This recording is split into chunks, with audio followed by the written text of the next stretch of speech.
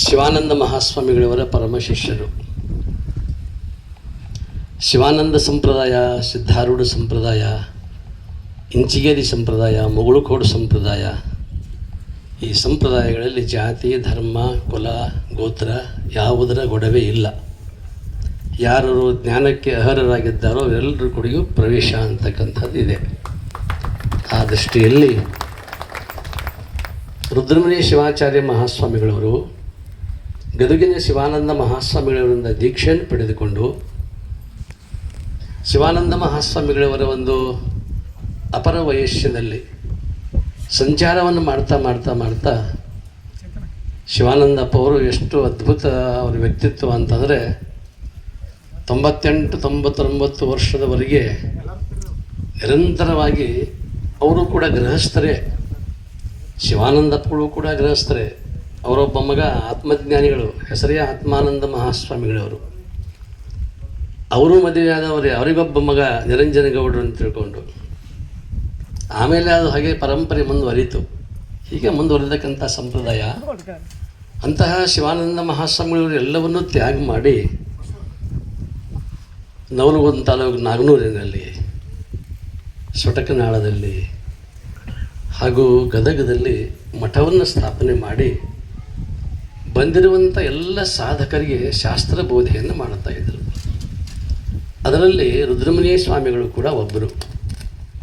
ಶಿವಾನಂದಪ್ಪ ಅವರು ಎಲ್ಲ ಶಿಷ್ಯರಿಗೆ ಹೇಳಿದರಂತೆ, ಗದಗಿನಿಂದ ಈ ಕಡೆ ಉತ್ತರ ದಿಕ್ಕಿಗೆ ಕೈ ಮಾಡಿ ವಿಜಯಪುರ ಜಿಲ್ಲೆ ಹಾಗೂ ಬಾಗಲಕೋಟೆ, ಅವಾಗ ಅವಿಭಜಿತ ಜಿಲ್ಲೆ ವಿಜಯಪುರ ಜಿಲ್ಲೆ, ವಿಜಯಪುರ ಮತ್ತು ಬೆಳಗಾವಿ ಜಿಲ್ಲೆ ಕಡೆಗೆ ನೀವು ಆ ಕಡೆ ಹೋಗ್ರಿ, ಬೆಳೀತದೆ ಅಂತ ತಿಳ್ಕೊಂಡು ಅಂತ ಹೇಳಿ ತಮ್ಮ ಜ್ಞಾನ ಬೋಧೆಯ ನಂತರ ಎಲ್ಲರನ್ನೂ ಕೂಡ ಈ ಕಡೆ ಕಳಿಸಿಕೊಟ್ರು. ಬೆಳಗಾವಿ ಜಿಲ್ಲೆಗೆ ಬಹಳಷ್ಟು ಜನ ಶಿವಾನಂದಪ್ಪ ಅವರ ಶಿಷ್ಯರು ಆಗಮಿಸಿದರು.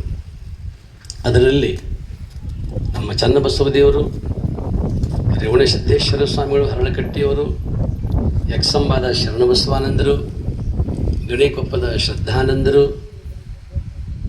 ಸದಲಗಾದ ಮಹಾಲಿಂಗ ಸ್ವಾಮಿಗಳು, ಹೀಗೆ ಅನೇಕರು ಈ ಕಡೆ ಬಂದರು. ಅದರಲ್ಲಿ ನಮ್ಮ ರುದ್ರಮುನಿ ಶಿವಾಚಾರ್ಯ ಸ್ವಾಮಿಗಳವರು ಇಲ್ಲೇ ಕಮತ್ನೂರು ಸುತ್ತಮುತ್ತ ಅಲ್ಲಲ್ಲಿ ಎಲ್ಲೆಲ್ಲಿ ಹೊರಗಡೆ ದೇವಸ್ಥಾನಗಳಿದ್ದಾವೋ ಆ ದೇವಸ್ಥಾನಗಳಲ್ಲಿ ವಾಸ ಮಾಡ್ತಾ ಇದ್ದುಕೊಂಡು, ಆದರೆ ಬಹಳ ಉಗ್ರಮೂರ್ತಿ, ರುದ್ರ ಅಂದರೆ ಉಗ್ರ. ಅಂಥ ರುದ್ರಮುನಿ ಸ್ವಾಮಿಗಳವರ ಶಾಸ್ತ್ರಬೋಧೆಯನ್ನು ಕೇಳಲಿಕ್ಕೆ ಬರ್ತಕ್ಕಂಥದ್ದು ಕೂಡ ಬಹಳ ಅಪರೂಪ. ಅಂಥವರು ಹಾಗೆ ಸಂಚಾರ ಮಾಡ್ತಾ ಹುಕ್ಕೇರಿಗೆ ಬಂದರು.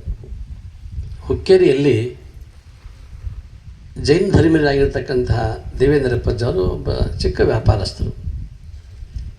ಅವರು ಏನೋ ಅವರಿಗೆ ಆಧ್ಯಾತ್ಮಿಕ ಒಂದು ಹಸಿವೆ ಅನ್ನುವಂಥದ್ದು, ಈ ಸಾಧುಗಳು ತಿರುಗಾಡೋದನ್ನು ನೋಡಿ ಇವರ ವ್ಯಕ್ತಿತ್ವ, ಇವರ ನಿಲುವು, ಎತ್ತರವಾಗಿರ್ತಕ್ಕಂಥ ನಿಲುವು, ಅದೆಲ್ಲವನ್ನು ನೋಡಿ ಅವರು ವಿಶೇಷದಾರ ಅಂತ ತಿಳ್ಕೊಂಡು ಅವರನ್ನು ಸಂಪರ್ಕ ಮಾಡಿ ಅವರ ಸೇವಾ ಮಾಡೋಕ್ಕೆ ಶುರು ಮಾಡಿದರು. ಆದರೆ ಅವರ ಕಠೋರ ನುಡಿ, ಅವರ ಕಠೋರ ವ್ಯಕ್ತಿತ್ವ, ರುದ್ರಮುನಿ ಸ್ವಾಮಿಗಳ ಸಿಟ್ಟು, ಅದೆಲ್ಲವನ್ನು ಕೂಡ ಬದಿಗಿಟ್ಟು ಇವರಲ್ಲಿ ಏನೋ ಒಂದು ಅದ್ಭುತ ಶಕ್ತಿ ಇದೆ ಅಂತ ತೆಗೆದುಕೊಳ್ಳಬೇಕಂತ ತಿಳ್ಕೊಂಡು ಅವರು ಏನು ಮಾಡಿದರೂ ಕೂಡ ನನಗೆ ಜ್ಞಾನ ಬೋಧೆ ಬೇಕು ಅನ್ನುವಂಥ ಒಂದು ಇಚ್ಛೆಯಿಂದ ಬೇಡಿಕೊಂಡರು. ಶಾಸ್ತ್ರ ನಡೀತು, ಕೈವಲ್ಯ ಪದ್ಧತಿ, ಪರಮಾನುಭವ ಬೋಧೆ, ಪರಮಾರ್ಥ ಗೀತೆ, ಶಿವಾನಂದಪ್ಪ ಅವ್ರ ಕಡೆಯಿಂದ ಏನೇನು ಕೇಳಿಕೊಂಡಿದ್ರು ಅದೆಲ್ಲವನ್ನು ಕೂಡ ಅಧ್ಯಯನ ಮಾಡಿರ್ತಕ್ಕಂಥವರು ದೇವೇಂದ್ರಪ್ಪಜ್ಜ. ಆ ದೇವೇಂದ್ರಪ್ಪಜ್ಜನ ಸಂಪರ್ಕ ಬಂದವರು ಹುಲ್ಲೋಹಟ್ಟಿ ಗ್ರಾಮದವರು ಬಸವರಾಜ ಸೋಲಾಪುರೆ, ನಮ್ಮ BS ಪಾಟೀಲರು, ಹಿರಿಗೌಡರು, ಇದೊಂದು 3-4 ಜನ.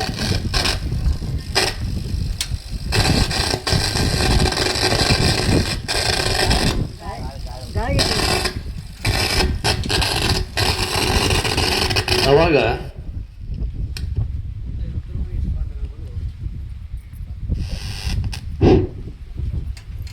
ದೇಹಾವಸಾನ ಕಾಲ ಬಂತು. ಅವರು ತ್ರಿಕಾಲಜ್ಞಾನಿಗಳು ರುದ್ರಮುನಿ ಸ್ವಾಮಿಗಳು. ಅವರು ಹೇಳಿದರು, ದೇವಪ್ಪಜ್ಜಿಗೆ ಹೇಳ್ತಾರೆ, ನೋಡಪ್ಪ, ಇನ್ನು 15 ದಿವಸಕ್ಕೆ ನಾನು ಬಹುತೇಕ ದೇಹ ಬಿಡ್ತೇನೆ. ಹಾಗೆ ನಾನು ದೇಹ ಬಿಡುವುದಿಲ್ಲ. ನನಗೆ ಹಾವು ಕಚ್ತದೆ. ಹಾವು ಕಚ್ಚಿದ ಮೇಲೆ ಯಾವುದೋ ಉಪಚಾರ ಮಾಡ್ತಕ್ಕಂಥಲ್ಲ. ನಾನು ಪರಂಧಾಮವನ್ನು, ಲಿಂಗೈಕ್ಯವನ್ನು ನಾನು ಹೊಂದ್ತೇನೆ, ಯಾವುದೂ ಉಪಚಾರ ಮಾಡಬೇಡ ಅಂತ ತಿಳ್ಕೊಂಡು ಅವರ ಇಚ್ಛೆ ಇತ್ತು. ಆ ಪ್ರಕಾರವಾಗಿಯೇ ಎಂಥ ದಿವಸವೇ ಇದೇ ರೀತಿಯಾಗಿರ್ತಕ್ಕಂಥ ಹಾವು ಈ ಜಾಗದಾಗ ನನಗೆ ಕಡಿತದೆ, ಅಷ್ಟು ದಿವಸಕ್ಕೆ ಮುಂದೆ ನಾನು ದೇಹ ಬಿಡ್ತೇನೆ ಅಂತ ಹೇಳ್ಕೊಂಡು ಮೊದಲೇ ಹೇಳಿದರು. ಅದೇ ಪ್ರಕಾರ ಹಾವು ಕಡಿತು. ಅವ್ರು ಏನು ಇಚ್ಛಾಪಟ್ಟಿದ್ರು ಅದೇ ದಿವಸ ಅವರ ದೇಹವನ್ನು ಬಿಟ್ಟರು. ದೇಹ ಬಿಟ್ಟ ನಂತರ ಸ್ವತಃ ದೇವೇಂದ್ರ ಪಚ್ಚವರು ತಮ್ಮ ಜಾಗದಲ್ಲಿದೆ, ಅದೇ ಜಾಗದಲ್ಲಿ ಜೈನರಾಗಿದ್ದರೂ ಕೂಡ ಹುಕ್ಕೇರಿಯ ಹಳ್ಳದ ಕೆರೆಯೊಳಗೆ ತಮ್ಮ ಜಾಗದೊಳಗನೆ ಅವರನ್ನು ಸಮಾಧಿ ಮಾಡಿದರು. ಅಷ್ಟೇ ಅಲ್ಲ, ಮಠನೂ ಕಟ್ಟಿಕೊಟ್ರು. ಸಣ್ಣ ವ್ಯಾಪಾರಸ್ಥರಾಗಿದ್ದರೂ ಕೂಡ ಒಂದು ಮಠವನ್ನು ಕಟ್ಟಿ ಅಲ್ಲಿ ಮಠ ತಯಾರು ಮಾಡಿದರು. ಆ ರುದ್ರಮುನಿ ಶಿವಾಚಾರ್ಯ ಮಹಾಸ್ವಾಮಿಗಳವರ ಇದೀಗ ದತ್ತವಾಡದ ಋಷಿಕೇಶಾನಂದ ಮಹಾಸ್ವಾಮಿಗಳವರು ಬರ್ತಾ ಇದ್ದಾರೆ. ಅವರಿಗೂ ಕೂಡ ಸ್ವಾಗತವನ್ನು ಕೊಡ್ತೇನೆ. ಪೂಜ್ಯರವರನ್ನು ಗೌರವಿಸಬೇಕು. ತಯಾರಾಯಿತು. ಪ್ರತಿ ವರ್ಷ ಅವರ ಪುಣ್ಯತಿಥಿಗೆ ಅವರ ಗುರುಬಂಧುಗಳು ಗೋಡಗೇರಿಯ ಚನ್ನಬಸವದೇವರು. ದೇವೇಂದ್ರನಾಥ್ ಮಹಾರಾಜರು ಏನು ಮಾಡಿದರು ಅಂತಂದರೆ,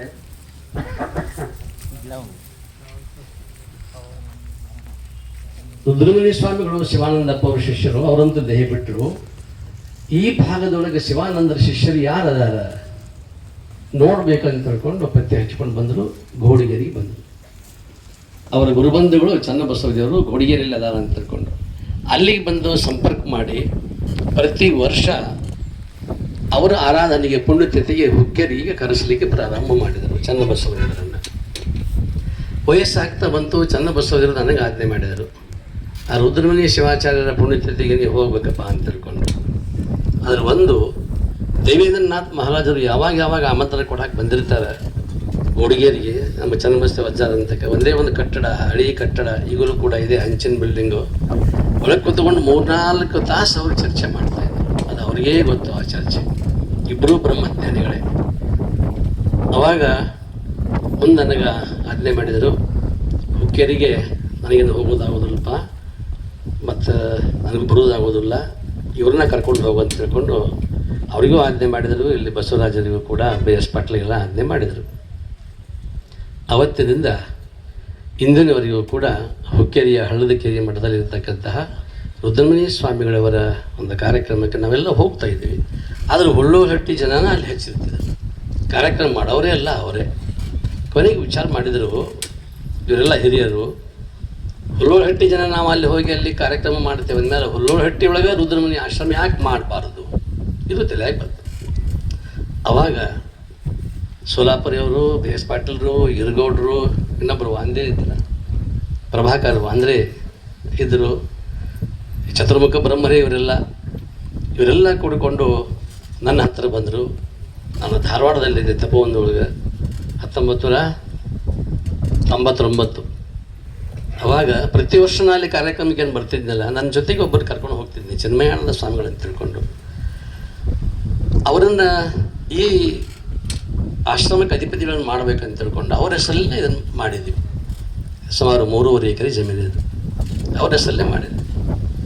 ಕಾರಣಾಂತರದಿಂದ ಅವರು ಬೇರೆ ಕಡೆ ಕಾಜಿ ಬೆಳಗ್ಗೆನೋ ಮತ್ತು ಬೇರೆ ಕಡೆನೋ ಆಶ್ರಮಗಳಿದ್ದರಿಂದ ತೊಂದರೆ ಆಗಲಿಕ್ಕೆ ಪ್ರಾರಂಭ ಆಯಿತು.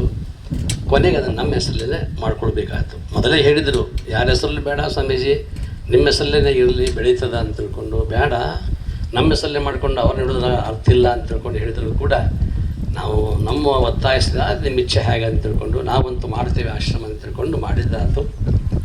ಅವರು ಕೂಡ ಚಿನ್ಮಯಾನಂದ ಸ್ವಾಮಿಗಳು ಇಲ್ಲಿಗೆ ಬಂದರು. ಅವರು ಬರೋದಕ್ಕಿಂತ ಪೂರ್ವದಲ್ಲಿ ಮೈಗೂರಿನ ದುಂಡಪ್ಪಜ್ಜ ಇದನ್ನು ಸ್ಥಾಪನೆ ಮಾಡಿದವು. ಭಾಳ ಕೆಲಸ ಮಾಡಿದವು. ಅಲ್ಲಿ ನಮ್ಮ ಹುಲ್ಲೋಳಿಯ ಹಾಲಪ್ಪ ಅಂತಿದ್ದರು, ರಾಜಾಪುರಿ, ಅಲ್ಲೊಂದು ಅವ್ರ ತೋಟ, ಅಲ್ಲೊಂದು ಗುಡಿ ಇತ್ತು, ಅಲ್ಲೇ ನಾವು ಹೇಳ್ಕೋಬೇಕು ಯಾವಾಗಲೂ ಬಂದರೂ ಕೂಡ. ದುಂಡಪ್ಪಜ್ಜ ಗಜಾಯಿ ಮಾಡ್ಕೊಂಡು ಬರೋದು, ಅಲ್ಲಿರೋದು. ಇಲ್ಲೊಂದು ಸಣ್ಣದೊಂದು ಕಟ್ಟಡ ಅಂತ ತಿಳ್ಕೊಂಡು ಒಬ್ಬರೇ ಇರಲಿಕ್ಕೆ ಒಂದು ಹಂಚಿನ ಕಟ್ಟಡ ಮಾಡ್ಕೊಂಡ್ವಿ ನಾವು. ಅದರೊಳಗೆ ಚಿನ್ಮಯಾನಂದ ಸ್ವಾಮಿಗಳವರನ್ನು ಇಡ್ಲಿಕ್ಕೆ ಪ್ರಾರಂಭ ಆಯಿತು. ಕಾರಣಾಂತರದಿಂದ ಅವರು ಹೋಗೋ ಪ್ರಸಂಗ ಬಂತು. ಕೊನೆಗೆ ನನಗೆ ಬಿಟ್ಟುಕೊಟ್ಟರು ಈ ಆಶ್ರಮವನ್ನು. ಒತ್ತಾಯಸದ ಮೇರೆಗೆ ಬಿಟ್ಟುಕೊಟ್ಟ ನಂತರದಲ್ಲಿ ಚಿನ್ಮಯಾನಂದ ಮಹಾಸ್ವಾಮಿಗಳವರಿದ್ದಾಗ ಒಂದು 4-5 ವರ್ಷ ಕಾರ್ಯಕ್ರಮವನ್ನು ಬಹಳ ಚೆನ್ನಾಗಿ ಮಾಡಿದ್ವಿ. ಅವರ ಸೇವೆಯೂ ಕೂಡ ಇಲ್ಲಿ ಸಾರ್ಥಕವಾಗಿದೆ. ಅವರು ಮಾಡಿದರು ಅಂತ ತಿಳ್ಕೊಂಡು ಅವರ ಫೌಂಡೇಶನ್ ಮೇಲೆ ನಾವು ಮಾಡ್ಕೊತಾ ಬಂದ್ವಿ.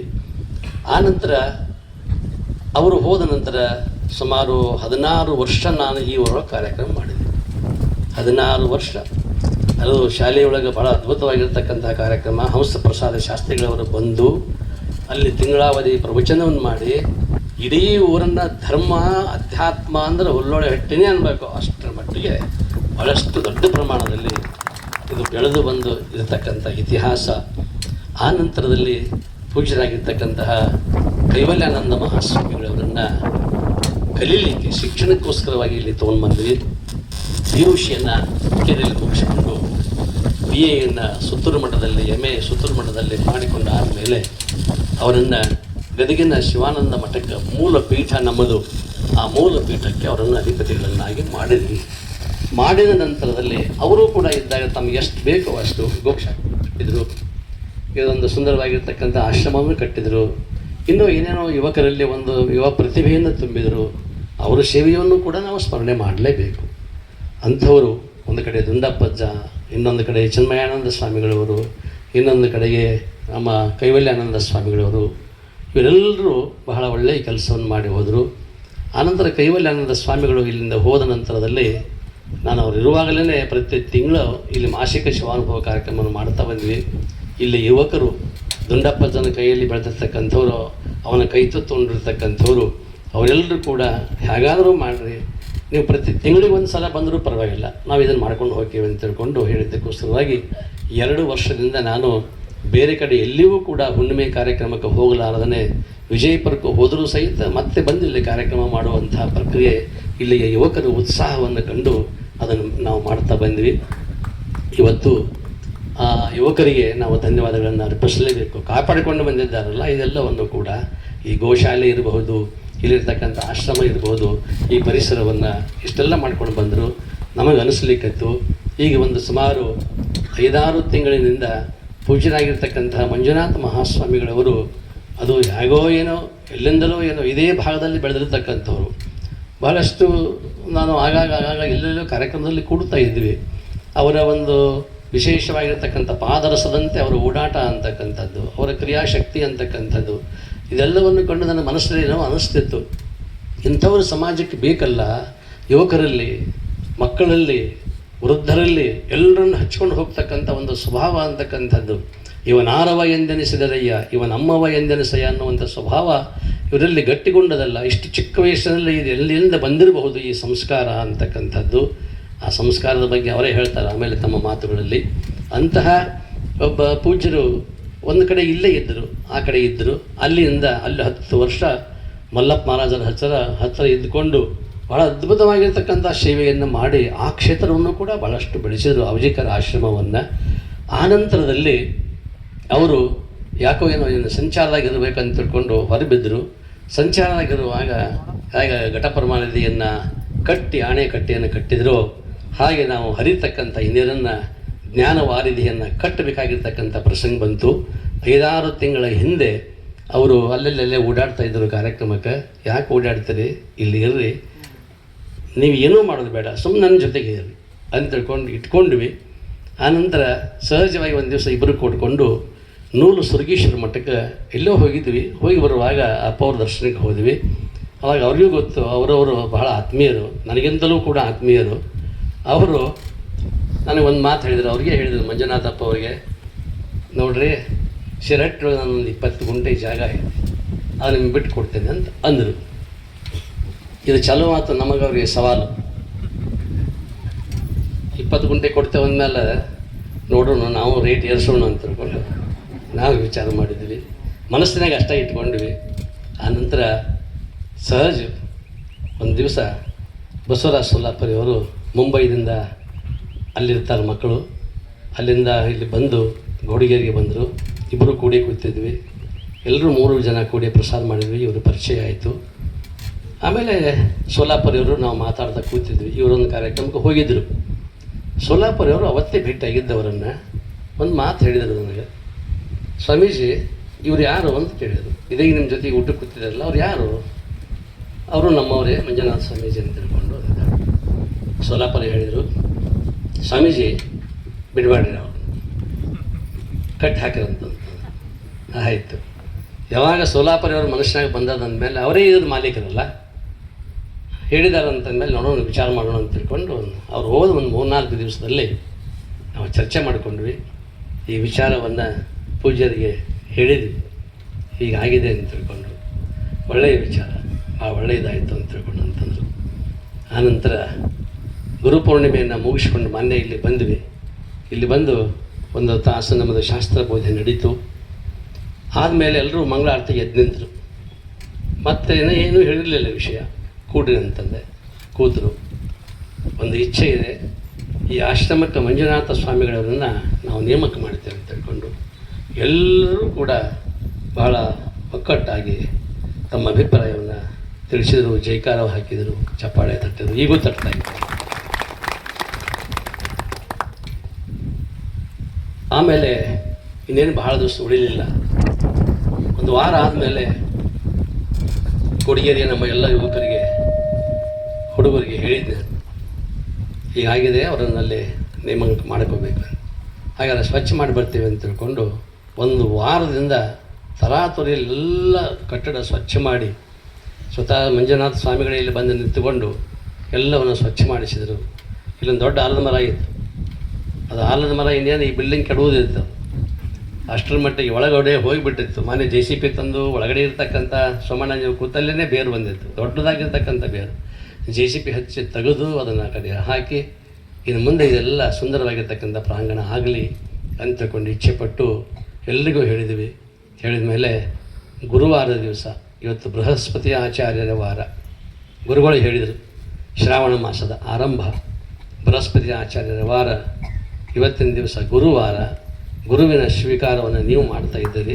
ನೀವೆಲ್ಲರೂ ಕೂಡ ಧನ್ಯರು ಅಂತಕ್ಕಂತಹ ಧನ್ಯತೆಯ ಮಾತನ್ನು ಹೇಳ್ತೇನೆ. ಇಷ್ಟು ಇದು ಬೆಳೆದು ಬಂದಿರತಕ್ಕಂಥದ್ದು. ಇನ್ಮೇಲೆ ಈ ಆಶ್ರಮದ ಆಧಿಪತ್ಯ ಸಂಪೂರ್ಣ ಎಲ್ಲವೂ ಕೂಡ ಒಂದು ಅಳಕು ನಿಮ್ಮಲ್ಲಿ ಇರಬಹುದು, 1-2 ಅಳಕುಗಳು ನಿಮ್ಮಲ್ಲಿ ಅದಾವೆ. ಮನೆ ಸ್ವಲ್ಪ ಸಂಶಯ ಕಾಡ್ತಾವೆ, ಮದುವೆ ಆಗೈತೆ ಅವ್ರದ್ದು ಹ್ಯಾಂಗೆ ಅಂತೇಳಿ. ಪರವಾಗಿಲ್ಲ, ನಮಗೆ ಅದರ ಅಭ್ಯಂತರನೇ ಇಲ್ಲ. ಸಾನಂದಂ ಸದನಂ ಸುತಾಶ್ಚ ಸುದಿಯ ಕಾಂತಾನ ದುರ್ಭಾಷಿಣಿ ಅಂತ ತಿಳ್ಕೊಂಡು ಧನ್ಯವ ಗೃಹಸ್ಥಾಶ್ರಮ ಅಂತಕ್ಕಂಥ ಲಕ್ಷಣಕ್ಕೆ 10 ಲಕ್ಷಣಗಳನ್ನು ಹೇಳ್ತಾರೆ.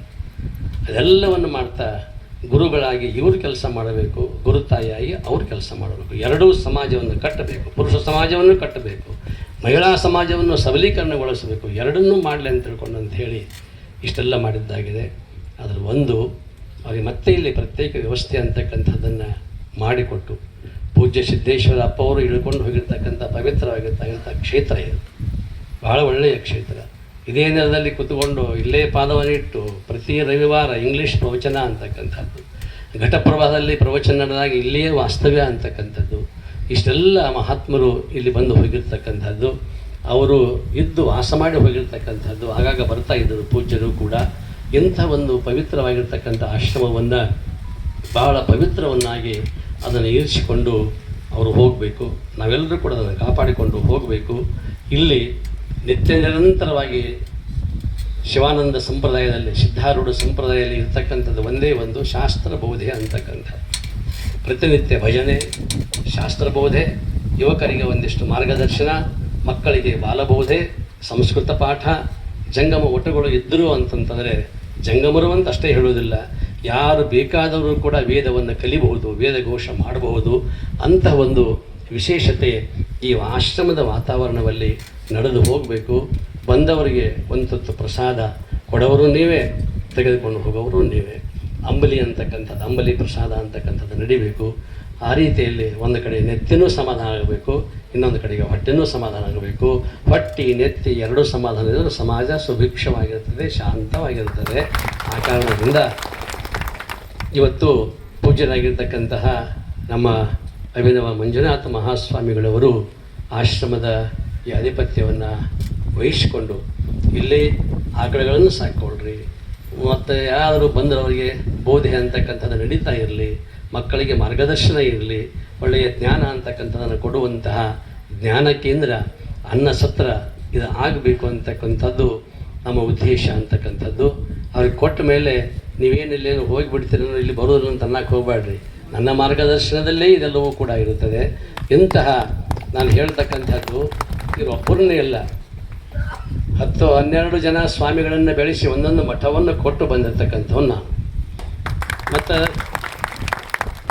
ಯಾವುದೂ ಕೂಡ ಇಲ್ಲಿ ನಾ ಹೇಳೋದು ಇಷ್ಟೇ, ಕೊನೆಗೆ ಏನು ಉಳಿಯಂಗಿಲ್ಲ. ಸಿದ್ದೇಶ್ವರಪ್ಪ ಅವರು ಹೇಳ್ತಿದ್ರು, ಅಜ್ಜವರ ಇನ್ನು 10,000 ವರ್ಷಕ್ಕೆ ಇಲ್ಲಿ ಒಂದು ಪಿಳ್ಳಿ ಉಳಿದಿರಂಗಿಲ್ಲ, ಒಂದು ಕ್ರಿಮಿ ಉಳಿದಿರಂಗಿಲ್ಲ.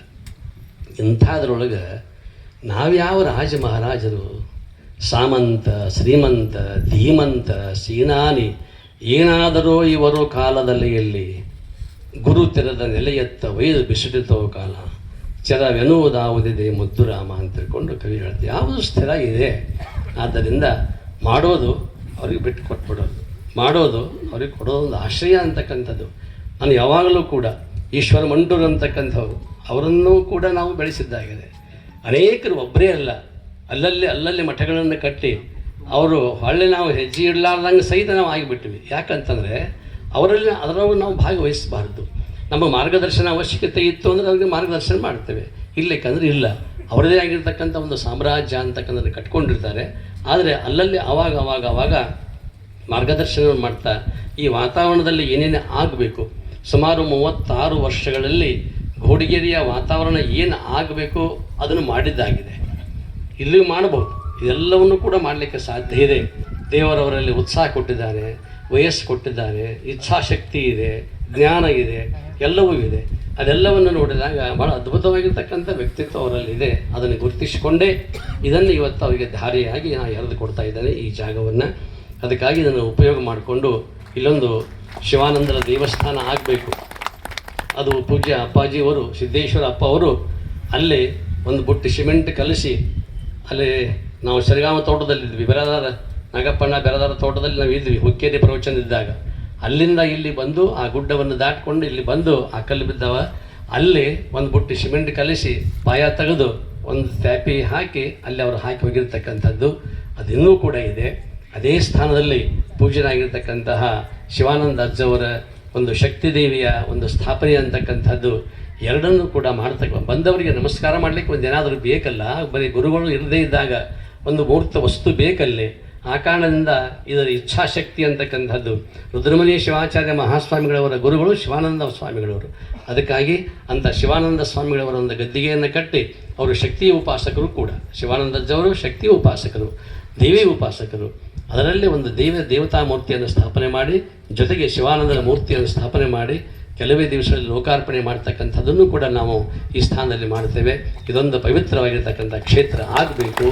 ಎಲ್ಲ ರೀತಿಯಾಗಿರ್ತಕ್ಕಂತಹ ಒಂದು ವಿಶೇಷತೆ, ಅನ್ನದಾಸೋಹ, ಜ್ಞಾನದಾಸೋಹ ನಡೀಲಿ ಅಂತ ತಿಳ್ಕೊಂಡು ನಾನು ಇಚ್ಛೆಯನ್ನು ಪಡ್ತಾ ಇವತ್ತು ಅವರುಗಳನ್ನು ಪೂಜ್ಯ ಮಂಜುನಾಥ ಮಹಾಸ್ವಾಮಿಗಳವರನ್ನು ಈ ಆಶ್ರಮಕ್ಕೆ ಅಧಿಪತಿಗಳನ್ನಾಗಿ ಮಾಡಿದ್ದೇವೆ. ನಿರಂತರವಾಗಿ ಕಾರ್ಯವನ್ನು ನಿರ್ವಹಿಸಿಕೊಂಡು ಹೋಗಲಿ, ನಿಮ್ಮೆಲ್ಲರ ಸಹಕಾರ ಅಂತಕ್ಕಂಥದ್ದು ಇರಲಿ.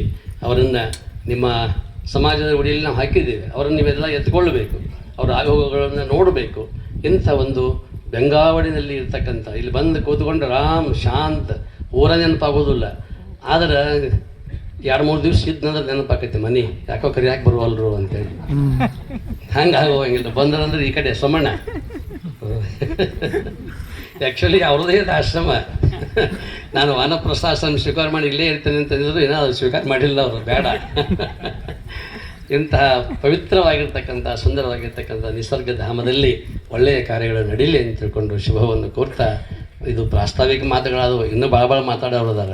ಯಾಕಂದರೆ ಸಾರು ಕುದಿಯಾಕತೈತಿ, ಕುದಿಯೋ ತನಕ ನಿಮ್ಮನ್ನು ಕೂಡಿಸ್ತೇವೆ ಅಷ್ಟೇ. ಎಲ್ಲರಿಗೂ ಶರಣಾರ್ಥಿಗಳು.